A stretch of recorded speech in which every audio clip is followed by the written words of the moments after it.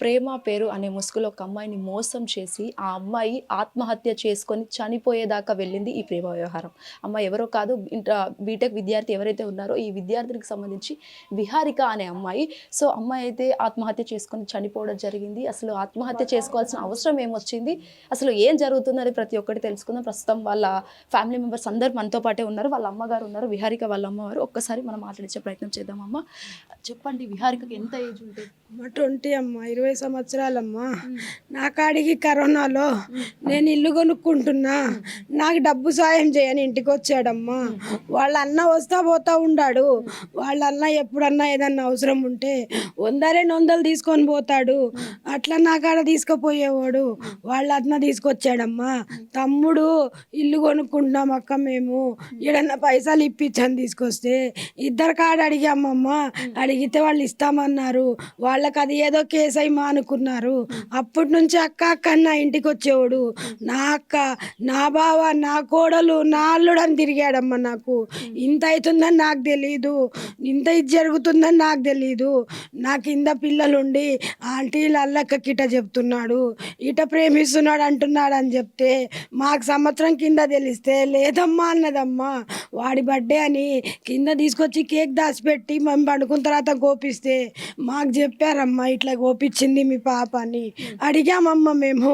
ఏం లేదమ్మా అన్నదమ్మా. మాకు ఏం లేదన్నది. మా ఇంటికి వస్తా పోతా ఉంటే మాకు తెలిసిన తర్వాత నా పరువు పోతుంది, నా ఇంటికి రాకు, నీకు నాకేం సంబంధం ఉందన్నామయ్యా. అంటే నా మీదనే లేనిపోయినవి అన్నీ నా బిడ్డకి ఎక్క చెప్పాడు. నా మీదనే ఏమేమో ఇది చేసి నా బిడ్డకి నాకు దూరం చేయాలని చేశాడు. నా బిడ్డకి నాతో మాట్లాడకుండా చేశాడు. అయినా నా బిడ్డ అన్నదమ్మో, అమ్మ నువ్వు కావాలి నేను ఏడికి పోనన్నది. నేను కావాలన్నదమ్మో. చేసుకుంటే చేసుకోమన్నానమ్మో. వాళ్ళ అమ్మోళ్ళు 3 నెలల కింద వచ్చి ఊరికనే ఇంటికాడికి వచ్చి నాక కొడుకుంటే సావు కొట్టుడు కొట్టి కారు అద్దాలు పగలు కొట్టాడు.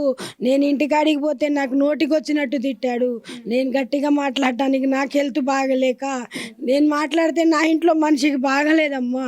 బ్రెయిన్ స్ట్రోక్ వచ్చి గతమంతా మర్చిపోయి నా మొగుడు చిన్న పిల్లగాళ్ళ లెక్క చూసుకుంటున్నామమ్మా మేము. మాకున్న పరిస్థితి లేదు, మా పరిస్థితి బాగలేక నా పిల్ల పేరు మీద ఇల్లు ఉందని ఇన్ని రోజులు నమ్మించాడమ్మా. నా పిల్ల పేరు మీద నుంచి ఇల్లు ఎప్పుడైతే మారిందో నా పిల్ల మీద నిందలేసాడమ్మా. నా బిడ్డ ఏడికన్నా పోవాలన్నా అడిగిద్దమ్మా. నా బిడ్డ కాలేజీ బస్సు 32,000 మాట్లాడి నేను కడితే మధ్యలో ఆపి తీసుకుపోయేవాడమ్మా. నిన్న స్టూడెంట్ చెప్పిందాక నాకు తెలీదమ్మా. మళ్ళా కాలేజీ టానికి బస్సు ఎక్కించేవాడంటమ్మా. నిన్న చెప్పిందాక నాకు తెలీదమ్మా. అంతా చేసి నేను ఇంటికి పిలిచి నా ఫోన్లో రికార్డు కూడా ఉందమ్మా. అయ్యా నేను మీ ఇంటికి వస్తా, మీ వాళ్ళతోటి మాట్లాడతా, నా బిడ్డ చచ్చిపోతానంటుంది, చేసుకుంటే నీ బిడ్డకి నాకు సెట్టు కాదు, నీ బిడ్డకి నాకు సెట్టు కాదన్నాడు. ఇన్ని రోజులు ఎందుకు తిరిగామంటే నేను తిరిగాను, సెట్టు కాదు అని చెప్పి అన్నాడు. ఆస్తి మారిందని వాడికి తెలిసిందమ్మా. మేము దెబ్బతిని ఉండాము, మేము పరిస్థితి బాగాలేదు, ఇల్లు కూడా లేదనే నా బిడ్డ మీద నిందలేశాడు. అటు తిరుగుతుంది ఇటు తిరుగుతుందని, ఫ్రెండ్ బర్త్డే అని అందరు కలిసిపోతే నా బిడ్డ ఎక్కడికో పోయిందని వీడియోలు తీసి నా బిడ్డని బెదిరించాడంటమ్మో. ఏమన్నా బయటికి చెప్తే, నీ అమ్మ నాన్నకి చెప్తే నేను జైలుకి పోతా, 3 నెలలు ఉంటా, నువ్వు చస్తే నేను మళ్ళా వచ్చి మీ ఇంట్లో వాళ్ళందరికీ చంపుతా అని బెదిరించాడంటమ్మో. నా బిడ్డ మాట చెప్పలే. ఈయనకొచ్చైతే అద్దాలు పగలు కొట్టి బెదిరించాడమ్మో. నా మీద మీరు కేసు పెడితే నేను చంపేస్తా అన్నాడమ్మో. నా బిడ్డ చెప్పలేక తిరుపతి పోయింది. ఎక్కడ పోయిందని తెలియక నేను మీరుపేట పోయి కేసులో కంప్లైంట్ ఇచ్చి వాడి పేరు రాపించానమ్మా. ఎవరో ఫ్రెండ్ మెసేజ్ పెట్టిందంట వాడికి. 2:30కి నేను ఫోన్ చేశాను. అమ్మా మీ ఇంటికి వస్తే చెప్పండి అమ్మా, నా బిడ్డ నా తల్లి వచ్చిందేమో చెప్పండి అమ్మ అంటే రాలేదా ఆంటీ అన్నారమ్మా.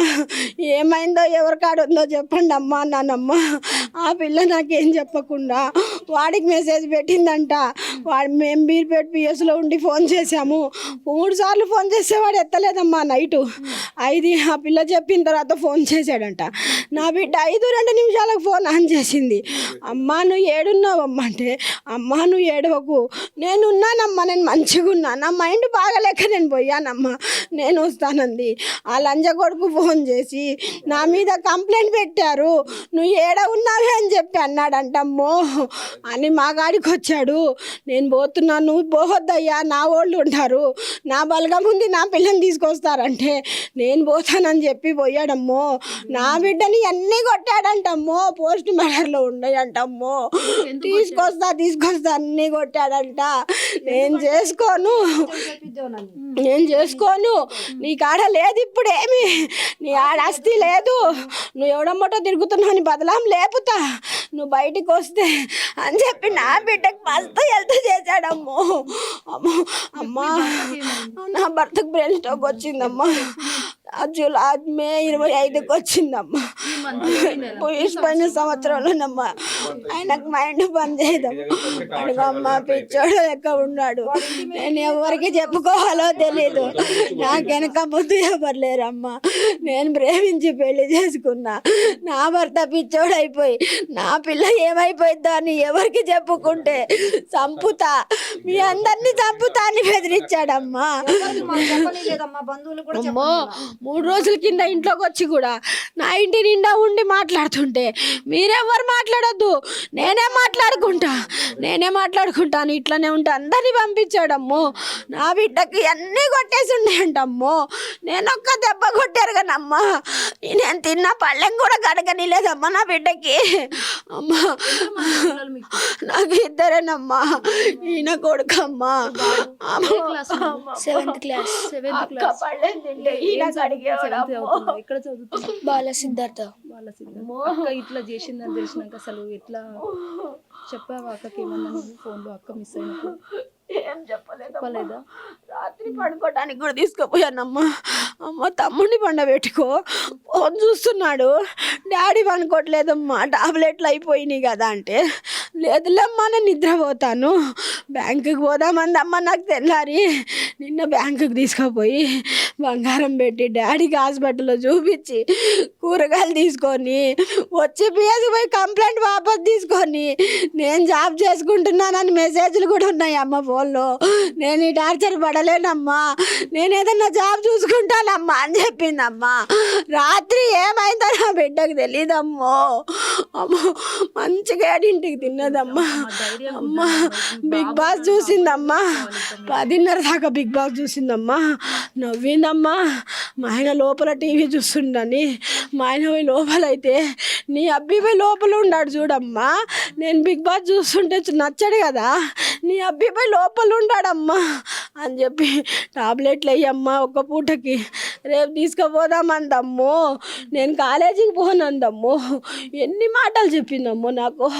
నీకు చదువు రాదు, నీకు మాట్లాడటం రాదు, నీకు ఏది రాదు, ఓ చీర కట్టుకోవటం రాదని నాకు చీర కట్టిస్తుందమ్మా.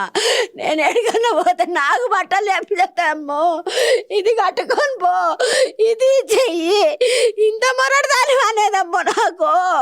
నేను అలిగి అనుకుంటే నా మీద వచ్చి బోర్ల పడి ముద్దులు పెట్టేదమ్మో.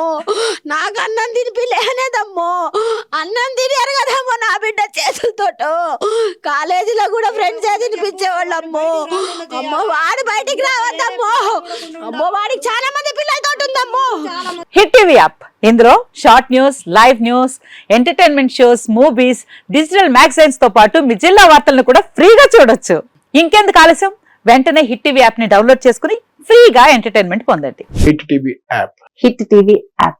Please download hit TV app. Hit TV app ని ఫ్రీగా డౌన్లోడ్ చేసుకుని ఎంజాయ్ చేయండి. మీకు నచ్చిన ఎంటర్టైన్మెంట్ కోసం హిట్ టీవీ యాప్ ని ఫ్రీగా డౌన్లోడ్ చేసుకుని ఎంజాయ్ చేయండి. హిట్ టీవీ యాప్ ని డౌన్లోడ్ చేసుకుని ఆస్వాదించండి, ఆశీర్వదించండి. ఇంతమంది సెలబ్రిటీలు హిట్ టీవీ యాప్ ని డౌన్లోడ్ చేసుకోండి అని చెప్తున్నారంటే ఎంత మంచి యాప్ ఆలోచించండి.